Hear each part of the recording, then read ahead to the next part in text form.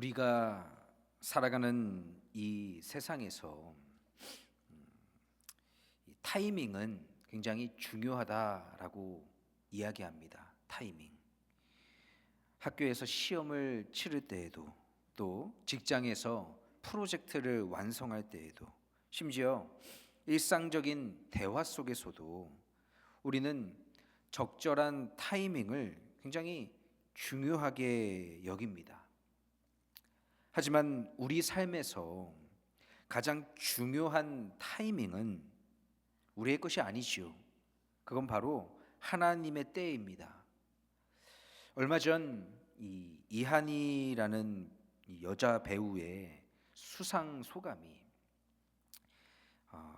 화제가 되어서 제가 이 수상 소감을 한번 찾아봤습니다.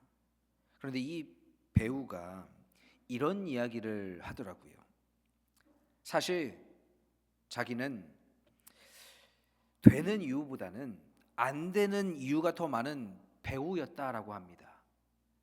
안 되는 이유가 뭐냐 하면 키가 너무 커서, 또 눈이 쭉 찢어져서, 그리고 다른 여배우와는 달리 목소리가 너무 낮아서 등등 신인 때부터 안 될 수밖에 없는 이유를 너무 많이 들어왔대요. 그런데 그 자리에서 자신이 10년 동안 버티다 보니까 어느덧 이렇게 수상을 하게 되고, 그때 단점이라고 안 되는 이유라고 했던 것들이 어느덧 10년이 지나고 나니까 장점으로 바뀌게 되었다라고 이야기합니다. 그러면서 하는 말이, 세상은 늘 바뀝니다. 만약 꿈을 향해서 쫓아가는 분들이 계시다면 이 시간 지치지 마시고 잠시 멈춰 있더라도 포기하지 마십시오. 끝까지 하면 뭐라도 됩니다. 라고 이렇게 수상소감을 마치면서 이한희 씨가 이런 간증을 합니다. 하나님께서 가장 적절한 때에 나의 길을 여셨습니다. 라고 말이시오. 오늘 우리에게 주어진 이 본문 말씀에서 베드로 사도는 우리에게 이렇게 권면합니다. 하나님의 능하신 손 아래에서 겸손하라. 때가 되면 너희를 높이시리라. 여러분, 이 말씀은 단순히 우리에게 주는 위로의 말이 아닙니다. 이 말씀은 베드로가 자신의 삶을 통해서 아주 깊이 체험한 하나님의 진리의 말씀입니다. 오늘 우리는 이 말씀을 통해서 하나님의 때를 기다리는 믿음이 무엇인지, 그리고 그 믿음이 우리에게 어떤 위로와 힘을 주는지 함께 살펴보게 되기를 주님의 이름으로 간절히 축복합니다. 베드로는 자신의 삶 속에서 하나님의 때를 굉장히 철저하게 경험한 사람입니다. 그의 삶은 실패와 연약함 속에서도 하나님의 때가 얼마나 선하고 완전한지를 보여주는 이야기로 가득 차 있었죠. 베드로는요, 우리가 다 잘 아는 것처럼 예수님을 가장 잘 따랐던 제자들 가운데 한 명입니다. 그러나 그는 예수님께서 잡히시던 날 그 밤에 예수님이 말씀하신 대로 3번이나 예수님을 모른다고 부인하는 최악의 실패를 경험했습니다. 결국 동이 트고 닭이 울음소리에 예수님이 하신 말씀이 머릿속을 스쳐 지나가면서 그때 깨닫게 되죠. 예수님이 하신 말씀대로 내가 실패했구나. 그러면서 자신이 했던 말을, 예수님 앞에 했던 말을 기억하면서 밖으로 나가 통곡했습니다. 울었습니다. 소리치며 절규하며 울었습니다. 그리고 자신의 제자된 삶을 잠시 내려놓고 실패감에, 이 패배감에 다시 과거 어부의 삶으로 돌아갔습니다. 그런 베드로를 예수님께서는 부활하신 후에 갈릴리 바닷가에서 다시 부르셨습니다. 예수님은 자신을 부인했던, 그리고 실패했던, 패배했던 베드로를 질책하지 않으시고 다시 그에게 3번 나를 사랑하느냐라는 그 질문을 통해서 베드로의 죄의 회복할 수 있는, 그의 삶을 회복할 수 있는 기회를 다시 주님은 베드로에게 허락하셨습니다. 여러분, 여기에 주님의 놀라운 은혜가 담겨 있어요. 우리는 실패와 절망과 좌절로 인해서 때때로 주님을 버리고 주님을 떠날지라도 주님은 항상 먼저 우리에게 찾아와 주신다는 사실입니다. 주님은 항상 우리에게 먼저 손 내밀어 주십니다. 내 손 붙잡으라고. 나는 주님을 믿는 믿음을 포기할지라도 주님은 나를 포기하지 않는다는 것이 여러분 얼마나 놀라운 은혜입니까? 예수님이 나타나신 그때는 베드로의 삶에서 가장 완벽한 회복의 시간이었습니다. 베드로는 이 때를 통해서 하나님의 용서와 사랑이 그를 포기하지 않으셨음을 깊이 깨닫게 되었죠. 또 사도행전 2장에서 성령님께서 임하신 오순절 사건은 베드로의 삶에서 아주 결정적인 순간이었습니다. 베드로의 삶에서 오순절 성령 강림 사건은 단순히 한순간 이 성령의 체험하는 그 순간이 아니라 그의 인생을 송두리째 바꾸고 변화시키는 전환점이 되었습니다. 우리도 이 사도행전 2장을 통해서 이 강렬했던 순간을 자세히 들여다볼 수 있는데, 예수님이 부활 승천하신 이후에 제자들은 늘 불안과 두려움 속에서 지내야 했습니다. 유대 땅의 상황은, 정치적 상황은 녹록치 않았어요. 통치하는 통치자는 로마 군대를 앞세워서 자신들을 감시하고 핍박하고 멸시하고, 또 유대교인들은, 종교 지도자들은 패배한 예수 그리스도의 제자들을 어떻게든 못살게 굴려고 하고 잡으려고 하고 처벌하려고 했습니다. 그 상황 가운데 있어서 제자들은 늘 불안과 두려움 속에서 지내야만 했습니다. 그들은 비록 예수님을 따라다니면서 예수님이 행하시는 놀라운 기적들을 바라봤고, 또 예수님이 하시는 놀라운 말씀을 통해서 기적을 경험했지만, 예수님이 떠나신 뒤에는 마치 홀로 남겨진 것 같은 느낌을 받았죠. 특히 베드로는 예수님을 3번 부인한 그 실패했던 그 경험 때문에 마음속에 굉장히 큰 죄책감을 안고 살아가고 있었습니다. 제자들은 예수님의 예루살렘에서 다락방에 모여서 문을 걸어 잠그고 조용히 기도하고 있었습니다. 그들에게는 로마 군인들과 유대 종교 지도자들의 감시가 큰 위협으로 다가왔죠.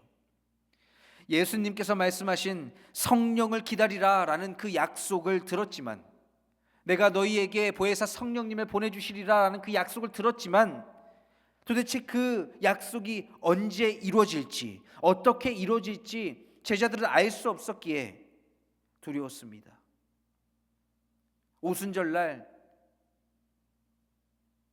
늘 모이던 것처럼 마가의 한 다락방에 120명 정도 되는 사람들이 제자들과 함께 모여서 기도하는데, 그때 하늘로부터 강한 바람 소리 같은 것들이 들려오고, 또 각 사람마다 불의 혀처럼 갈라진 것들이 사람들 위에 나타나게 되고, 그리고 그들은 그때 비로소 성령 충만해져서 다양한 언어로 말하기 시작했습니다. 베드로도 이 현상 속에서 성령의 충만함을 경험하게 되죠.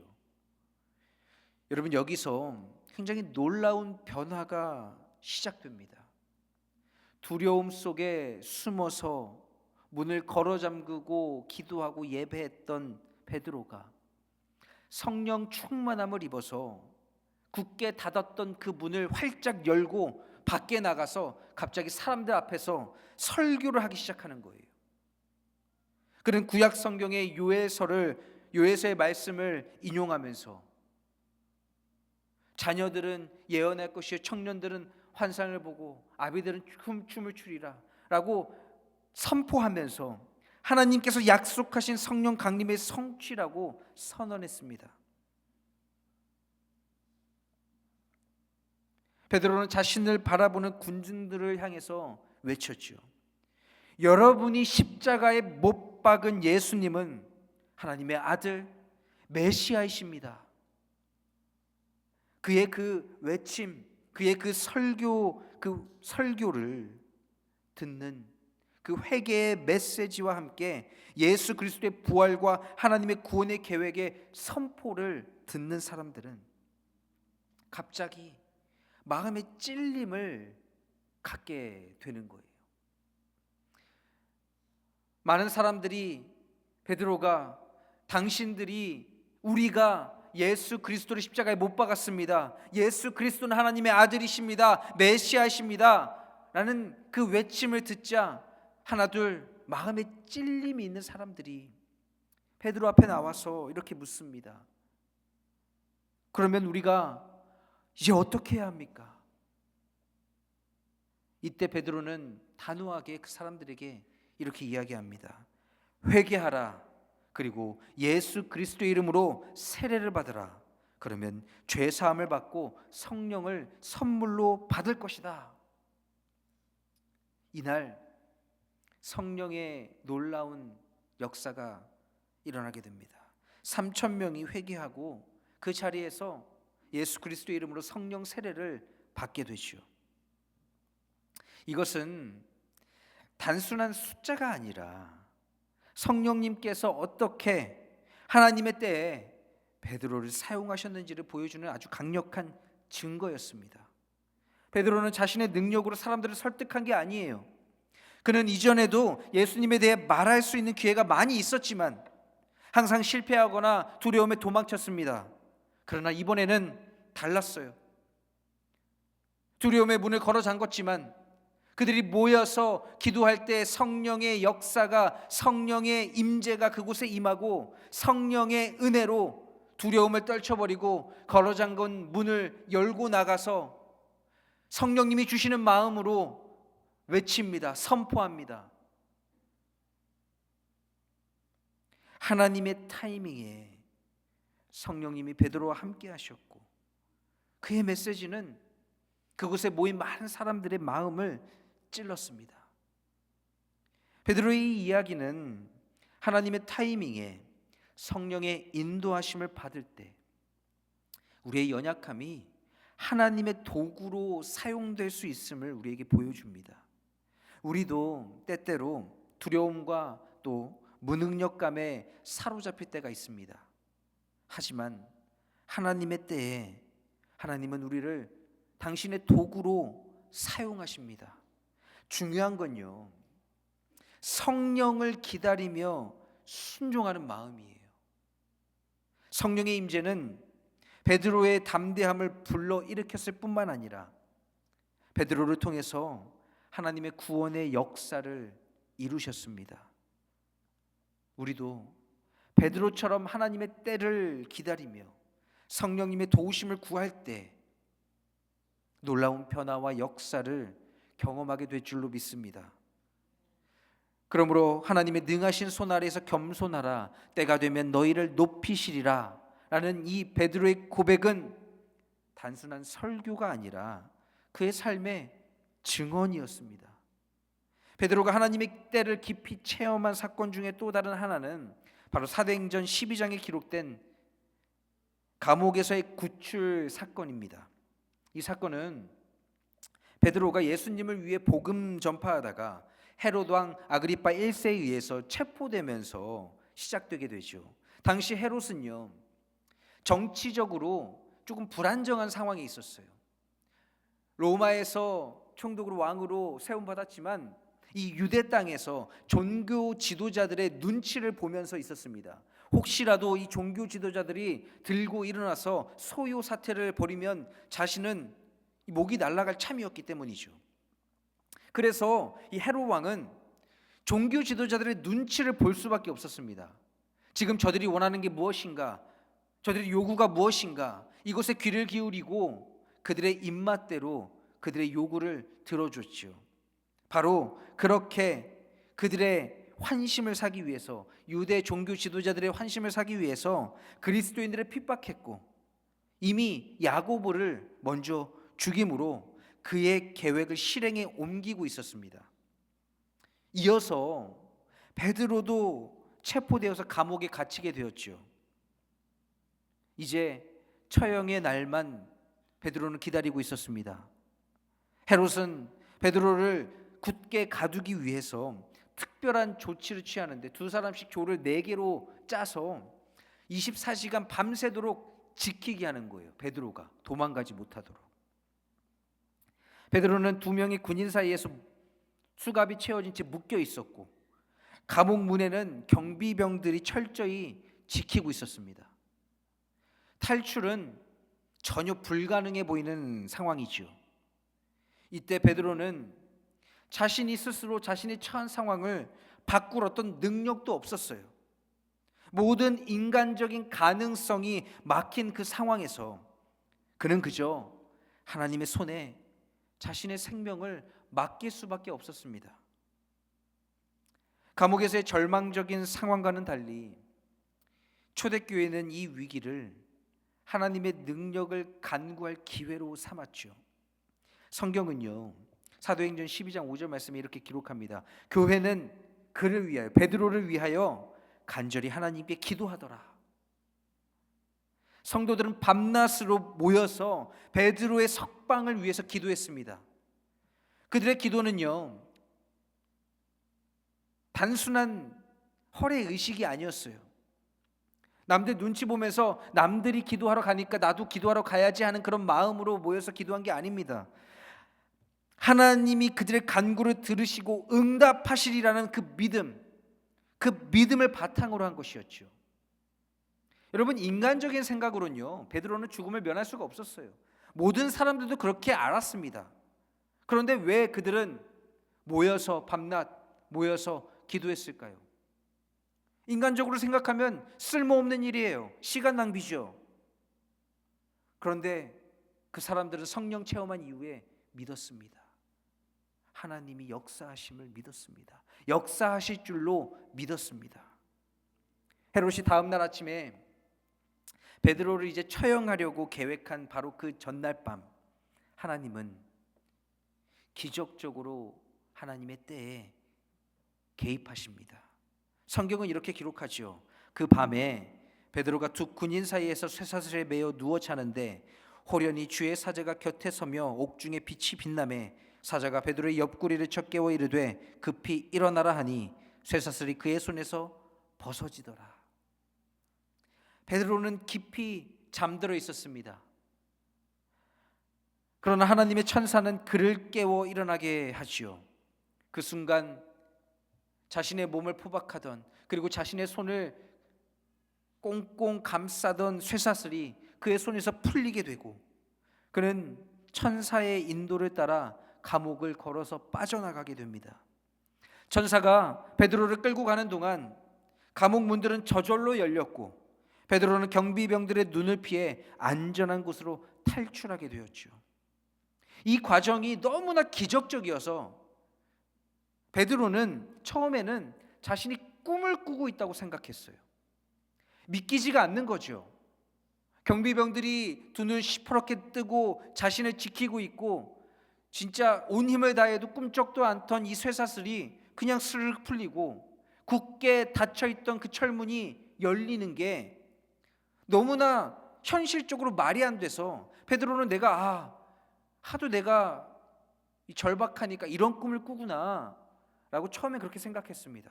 그런데 이 감옥을 벗어나서 밖으로 나오고 나서 그때 베드로는 자신이 하나님의 능력으로 구출되었음을 확신하게 되죠. 이렇게 이야기합니다. 이에 베드로가 정신이 들어 이르되 내가 이제야 참으로 주께서 그의 천사를 보내어 나를 헤롯의 손과 유대 백성의 모든 기대에서 벗어나게 하신 줄 알겠노라.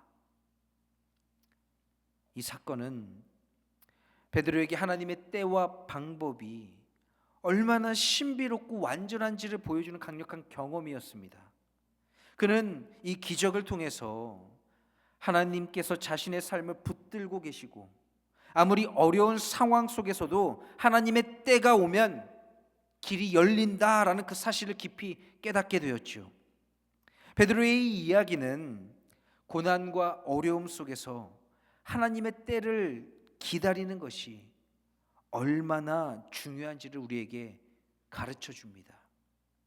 인간적으로는 모든 가능성이 닫힌 것처럼 보이는 그 상황 속에서도 사람이 생각하면 합리적으로 이성적으로 생각했을 때 정말 내가 이 옥죄어 오는 우겨쌈을 벗어날 도리가 없다라고, 내가 정말 이 두 손 묶인 수갑을 풀 수 없는, 나를 가두고 있는 이 감옥을 내가 벗어날 수 없을 거라고 생각하는 그런 상황 속에서도 하나님은 하나님의 방법으로 일하십니다.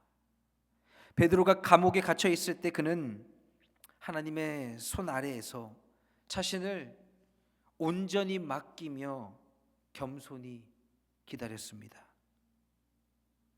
그의 구출은 그가 계획하거나 그가 어떤 노력을 해서 얻은 게 아니라 철저하게 하나님의 능력으로 이루어진 일임을 깨달았습니다. 우리도 인생에서 절망적인 상황에 놓일 때가 있지요. 모든 문이 닫히고 우리가 할 수 있는 것이 아무것도 없을 때 우리는 하나님의 때를 신뢰하며 기다리는 믿음이 필요합니다. 하나님께서는 우리의 기도를 들으시고 가장 완벽한 타이밍에 우리를 위해 일하십니다. 베드로의 이 이야기가 바로 그 증거예요. 그러므로 하나님의 능하신 손 아래에서 겸손하라. 때가 되면 너희를 높이시리라. 우리는 베드로의 이 권면을 통해 하나님의 능하신 손 아래에서 겸손하라라는 이 말씀을 깊이 새겨야 합니다.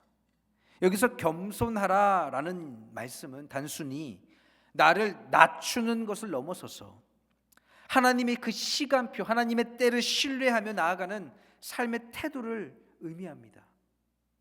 삶의 어려움 속에서 우리는 종종 왜? 라는 질문을 던지게 되죠. 그러나 베드로는 우리에게 불평 대신 하나님의 손을 의지하며 겸손히 기다리라고 권면합니다. 욥은 여러분 갑작스러운 재앙 속에서 자신의 모든 것을 잃었습니다. 욥은 어떤 사람이었습니까? 하나님이 축복하신 사람, 하나님의 축복받은 사람이라고 주변 사람들은 물론 자신 또한 그렇게 생각했죠. 그렇게 믿었습니다. 하나님이 자녀들의 축복을 주셨고 하나님의 물질의 축복을 주셨고 하나님의 건강의 축복을 주셨다고 욥은 믿었습니다. 그러나 어느 날 한순간에 하나님이 나에게 주신 축복이라고 여겼던, 하나님의 축복이라고 여겼던 것을 한순간에 다 잃어버리게 돼요. 자녀들도 다 죽고요, 모든 재산들도 다 사라집니다. 종들도 다 죽고, 그리고 자신의 건강 또한 안 좋아져요. 그와 같은 소식을 들은 친구들이 한달음에 달려와서 욥을 보는데 그때 욥에게 이런 얘기를 하는 거예요. 도대체 뭐가 잘못되었기에 이런 일이 너에게 일어났느냐? 인과응보를 이야기하죠. 정말 네가 죄가 없는데 너의 삶이 이렇게 되었을까? 하나님께서 너에게 주신 이 모든 것을 거둬가셨을까? 라는 의심 섞인 질문으로 욥을 계속 흔드는 거예요, 친구들이. 그때 욥은 하나님께, 하나님, 왜 진짜 내 인생에 이렇게 고단함을 주십니까? 왜 나의 삶을 이 고난 속에 밀어 넣으십니까? 라고 물었을 겁니다.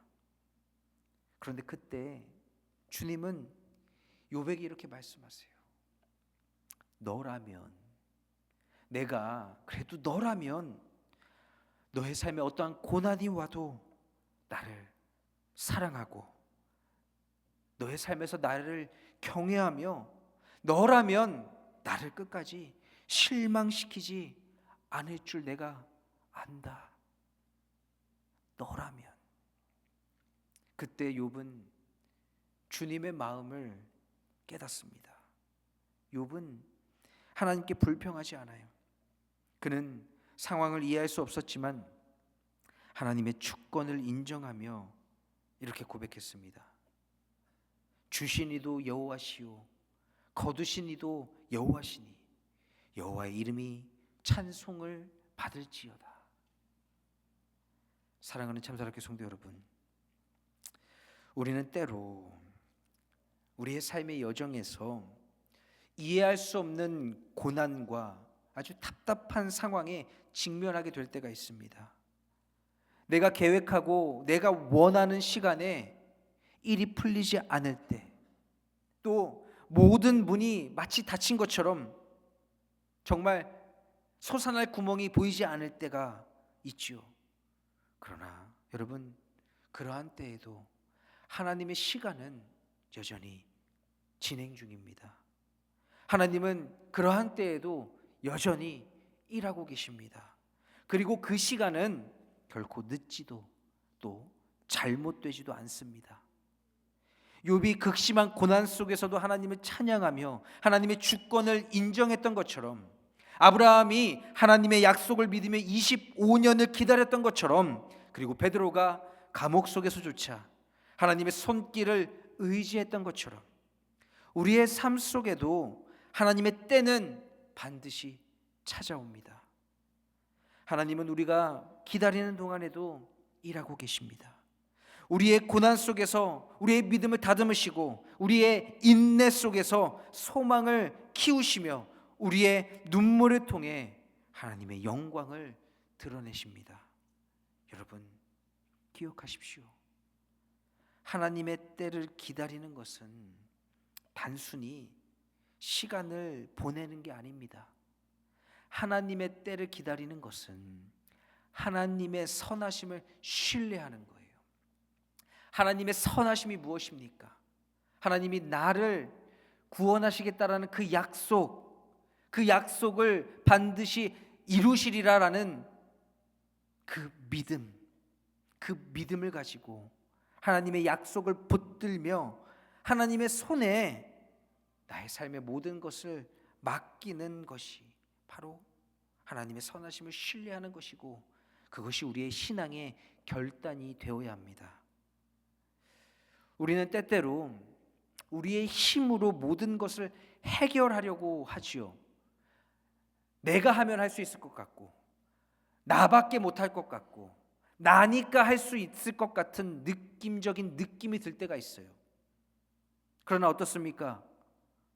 여러분, 내가 한다고 다 됩니까? 아니에요. 될 때도 있죠. 그러나 안 될 때도 많습니다. 우리의 힘으로 모든 문제를 해결하려고 하는 그 시도는 때로는 오히려 상황을 더 악화시킬 때가 많아요. 우리에게 더 큰 좌절을 낳을 때가 있습니다. 그러나 하나님의 능하신 손 아래에 우리가 겸손히 나아가면 하나님은 우리를 가장 완벽한 때에 가장 놀라운 방법으로 우리를 높이실 줄로 믿습니다. 이제 여러분의 삶에 어떤 고난과 질문이 있다 해도 그 질문 속에 감추어진 하나님의 그 선한 계획을 믿고 나아가십시오. 때로는 우리의 인생이 막다른 골목에 다다른 것처럼 느껴질지라도 하나님께서 열어주실 새로운 길을 소망하십시오. 그러므로 하나님의 능하신 손 아래에 겸손하라. 때가 되면 너희를 높이시리라. 여러분 함께 따라 말씀하시기 바랍니다. 하나님은 때가 되면 우리를 높이시리라. 하나님은 때가 되면 우리를 높이시리라. 아멘. 이 말씀은 베드로의 고백이자 우리에게 주신 하나님의 약속입니다.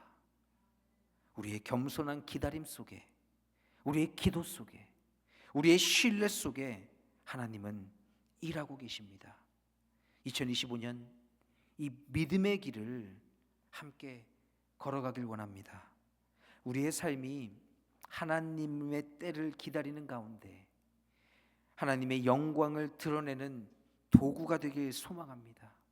하나님의 때가 반드시 저와 여러분의 삶에도 임할 것을 믿으며 오늘 우리가 예배를 마치고 다시 삶의 자리로 돌아가는 모든 성도들에게 주님의 위로와 평안이 함께 하시기를 주님의 이름으로 간절히 축원합니다.